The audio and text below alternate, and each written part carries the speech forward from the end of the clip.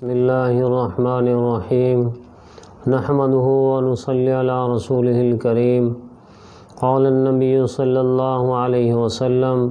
صلوا کما رأیتمونی اصلی۔ حضرات گرامی، برادران اسلام، نماز کا مسنون طریقہ اور غلطیوں کی اصلاح کا ذکر چل رہا تھا۔ ایک رکعت مکمل ہو گئی تھی تو دوسری رکعت کے لیے جب آدمی کھڑا ہوگا، کھڑا ہونے کے بعد امام ہے یا منفرد ہے تو سب سے پہلے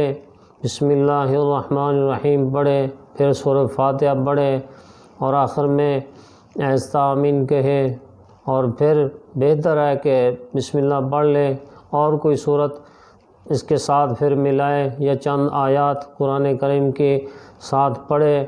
تو قرات کے بعد پھر جیسے پہلی رکعت میں رکوع اور سجدہ کیا تھا سنت کے مطابق اسی طریقے سے رکوع اور سجدہ کرے۔ دونوں سجدوں سے فارغ ہونے کے بعد پھر اتحیات کے لیے اس طرح بیٹھے کہ بائیں پاؤں کو بچھا لے، اس کے اوپر بیٹھ جائیں اور دائیں پاؤں کھڑا کر لیں، تو دائیں پاؤں کی انگلیوں کا رخ قبلے کی طرف خود بخود ہو جائے گا، اور جو بائیں پاؤں ہے اس کو دائیں پاؤں کا سہارا دے کر اس کی انگلیوں کا رخ بھی قبلے کی طرف کیا جائے، اور ہاتھوں کو گھٹنوں کے کنارے پر رکھا جائے، یعنی ہاتھوں کی انگلیوں یہ گھٹنے کے کناروں پر ہوں، آگے کو جھکائے ہوئے نہ ہوں۔ تو اس طریقے سے رکھیں گے تاکہ ہاتھوں کی انگلیوں کا رخ بھی قبلہ کی طرف ہو اور زمین کی طرف نہ ہو۔ تو پھر اتحیات پوری پڑھیں گے عبدہ و رسولہ تک، جبکہ 4 رکعت والی نماز ہے یا 3 رکعت والی ہے تو عبدہ و رسولہ تک پڑھ کے پھر کھڑے ہو جانا ہے، اور اگر 2 رکعت والی نماز ہے جیسے فجر کی نماز ہوتی ہے تو پھر اتحیات کے بعد درود شریف دونوں پڑھنے ہیں اور پھر دعا پڑھنی ہے، اور اس کے بعد پھر سلام اس طریقے سے پھیرنا ہے کہ گردن پھیرنے میں مبالغہ ہو، سینہ قبلے کی طرف رہے، صرف سر کو گھمایا جائے، اس طریقے سے السلام علیکم ورحمۃ اللہ کہتا ہوا آدمی اس طریقے سے سلام کرے کہ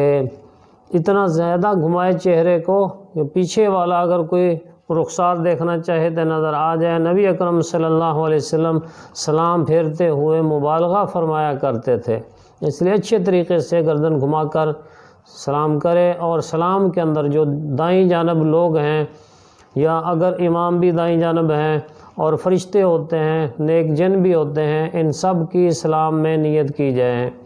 اور پھر بائیں طرف سلام پھیرا جائے۔ بائیں طرف سلام پھیرتے ہوئے امام صاحب ذرا آواز پہلے سلام کی بنسبت پست کریں گے، تو اس طریقے سے پھر بائیں طرف سلام پھیرے، اس طرف جو لوگ ہیں نمازی بھی اور امام بھی، اس طرف لوگوں کی اور فرشتوں کی اور نیک جنوں کی نیت کرے۔ تو سلام میں ان کی نیت کرنی چاہیے۔ یہ سنت فقہاء کرام لکھتے ہیں کہ یہ پہلی وہ سنت ہے جو متروک ہو گئی، تو اس سنت سے اکثر لوگ ناواقف ہیں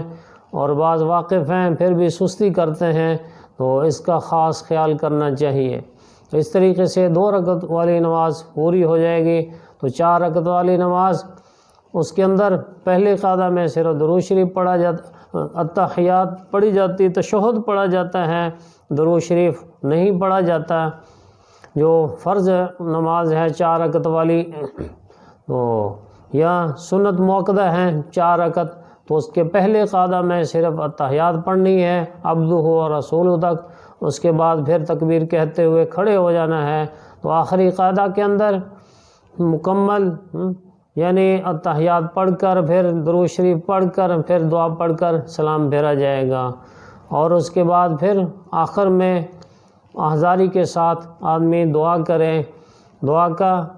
مسنون اور مستحب طریقہ یہ ہے کہ ہاتھ سینے کے مقابل تک ہوں اور دونوں ہاتھوں میں تھوڑا سا فاصلہ ہو، اور انگلیوں کا رخ قبلے کی طرف رہے۔ بعض لوگ یوں کر لیتے ہیں، ایسا مستحب کے خلاف ہے، تو مستحب طریقہ یہ ہے اس طرح سے ہاتھ اٹھائے جائیں اور احضاری کے ساتھ دل کی گہرائیوں سے اللہ تعالیٰ سے دعا کی جائے۔ دعا کرنے میں پہلے اللہ تعالیٰ کی تعریف کی جائے، الحمدللہ رب العالمین الرحمن الرحیم مالک یوم الدین، یہ پڑھ لیں، یا اور صورتیں جو حمد سے شروع ہوتی ہیں ان کی ابتدائی آیات پڑھ لیں، اور پھر درود شریف پڑھے، اور درود شریف کے بعد پھر پہلے اپنے لیے دعا کرے۔ حدیث پاک میں آتا ہے دعا کی ابتدا اپنے سے کی جائے، تو اپنے لیے ہدایت کاملہ کی اور دوسری چیزوں کی آدمی دعا کرے، اور اپنے گھر والوں کے لیے کرے، اور والدین کے لیے کرے، اور اپنے محسنین کے لیے دعا کرے، اور سب امت مسلمہ کو اپنی دعا میں شریک کرے، سب کے لیے دعا کرے۔ اللہ تعالیٰ سب کو مسلمانوں کو ہدایت کاملہ نصیب فرمائے، اور جہاں جہاں جن پہ ظلم ہو رہا ہے اللہ تعالیٰ ان کو ظالموں کے ظلم سے بچائے۔ تو احزاری کے ساتھ دل کی گہرائیوں سے دعا کی جائے۔ ماں حضرات نے لکھا ہے جس دعا میں پوری امت مسلمہ کو شریک نہ کیا جائے وہ دعا ناقص ہوتی ہے، وہ دعا ناقص ہوتی ہے۔ اس لیے دعا کرتے ہوئے فراخی سے کام لیا جائے، دل فراخ کر کے سب کے لیے دعا کی جائے۔ باقی انشاءاللہ فرضوں کے بعد دعا کی قبولیت کی احادیثیں اور اس کے بارے میں جو روایات آئی ہیں اور اس کے دلائل کسی اور موقع پہ تفصیل سے ذکر کیے جائیں گے انشاءاللہ العزیز۔